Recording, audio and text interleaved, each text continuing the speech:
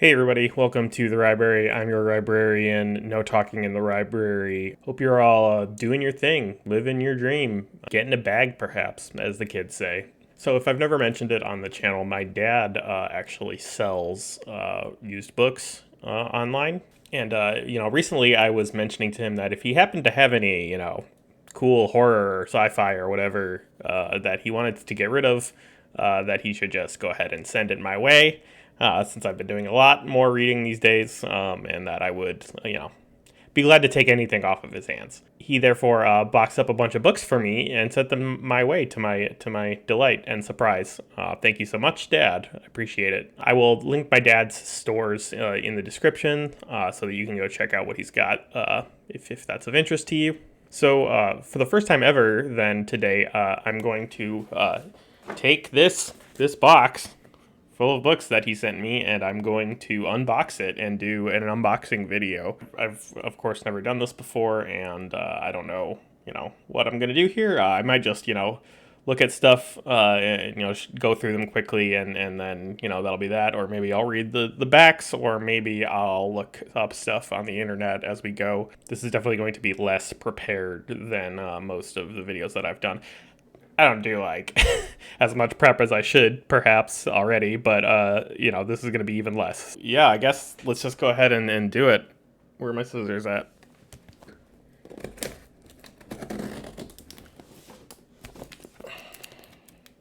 I do expect a lot of this to be sci-fi. That is the impression that he gave me, and that is perfectly fine by me.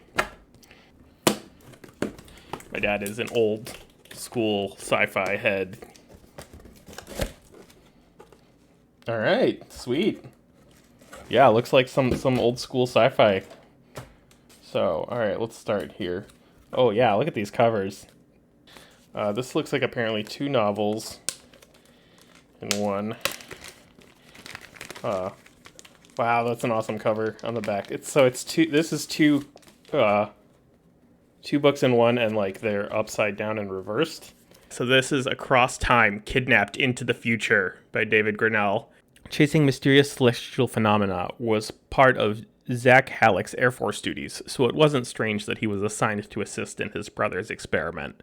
For his scientist brother had devised a method of deliberately attracting and trapping any such sky objects. But the experiment backfired, and the Hallecks themselves were its victims. When Zach opened his eyes again, it was on the Earth of 1,000,000 years in the future, and Zach learned that the only way he could rescue his brother and return to his own time would be to accept a role as a human pawn in a conflict of galactic supermen. Sweet. Sounds cool. And then when you flip it over, if you flip it like that, you got Invaders from Earth by Robert Silverberg. Oh, Robert Silverberg. Yeah, he's definitely, on my radar in terms of old school sci-fi dudes that I want to read. So, hell yeah, this looks awesome. Ted Kennedy, advertising executive for the Ganymede Project, is made aware of a plan for genocide, for the murder of all the peaceful natives of Ganymede in furtherance of commerce. And it is his decision as to whether he collaborates with, facilitates this genocide, or, by opposing it, by bringing the truth to the public, he risks not mere failure but utter destruction. So I presume that, yeah, it's like upside down, like the text is upside down in reverse. This is sweet. Thank you, Dad.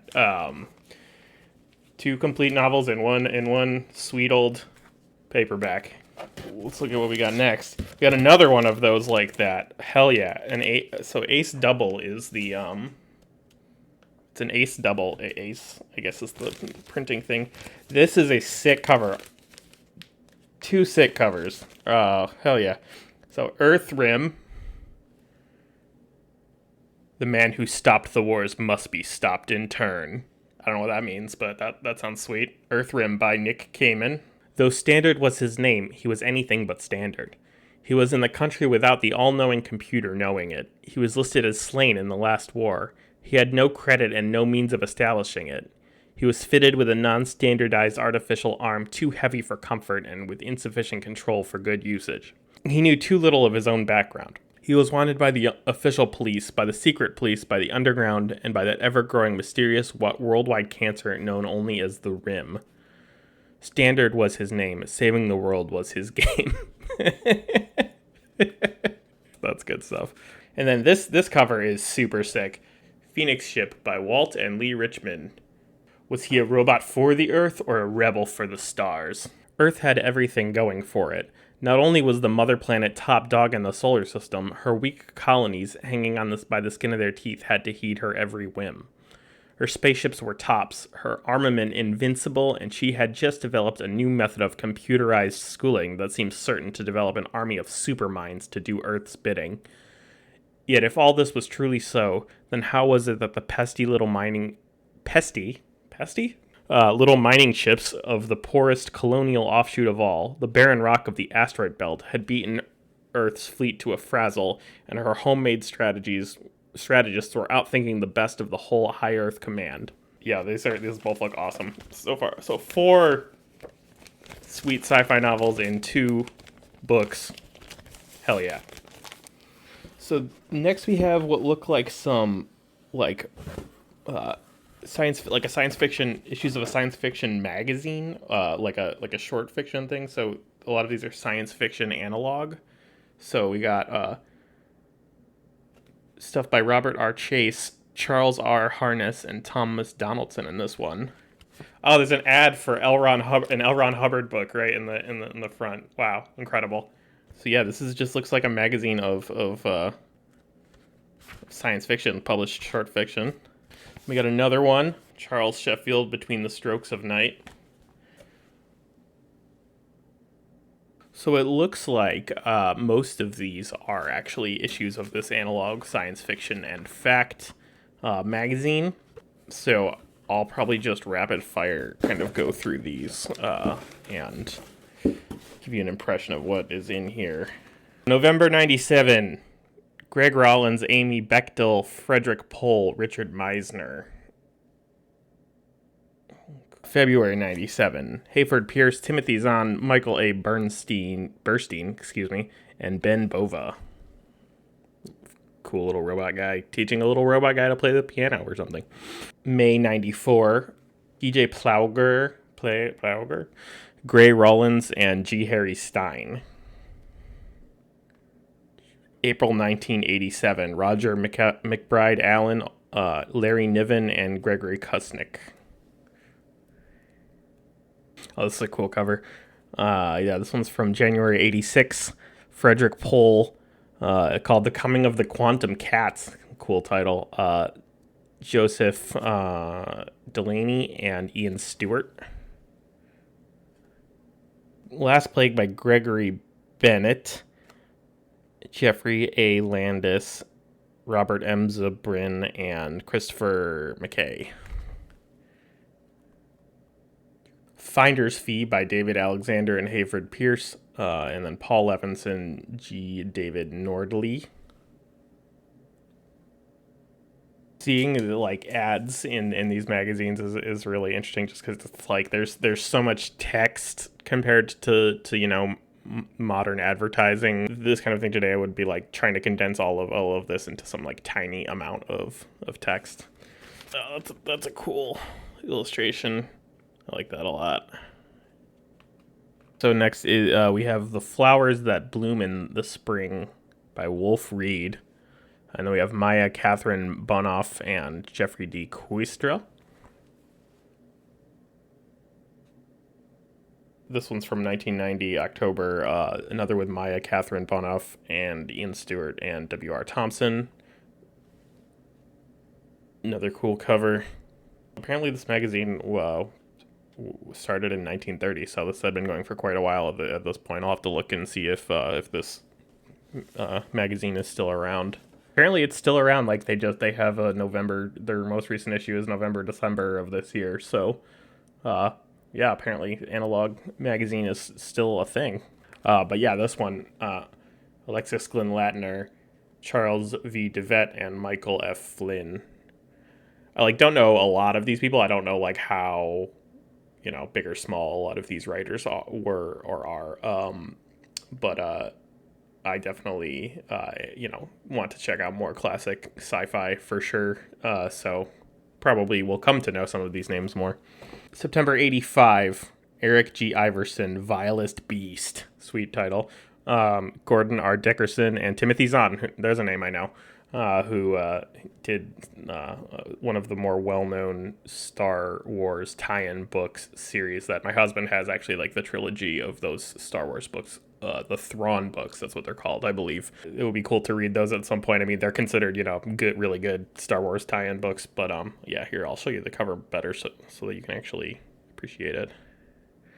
I'm sorry for the quality of my camera. I'm gonna try and get a better camera situation here going at some point in the future. Here we go. This one's from July 84. Grant D. Callan, and Verna Vinge. I definitely want to check out Verna Vinge. His book Fire Upon the Deep has been come to my attention a bunch of times as a great sci-fi novel. Harry Turtledove, I know of Harry Turtledove. I've never read his stuff, but I know of him. Ian Stewart and Don Sakers. November 89, J. Brian Clark, Thomas A. Eason, and Timothy Zahn again. September 97, distinctly flimsier stuff in these 90s ones. The covers are definitely less nice. September 97, Maya Catherine Bonoff, P.D. Manison, and Stephen L. Gillett, Ph.D. He's got a Ph.D. There's a Ph.D. there. Cool guy.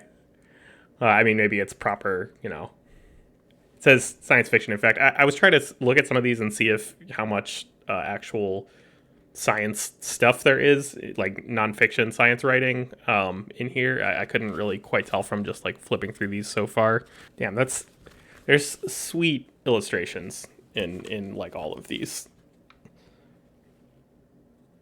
Mid-December 1995, Unfinished Symphony by Rick Cook and Peter L. Manley, Alan Steele, Lois McMaster Buchhold.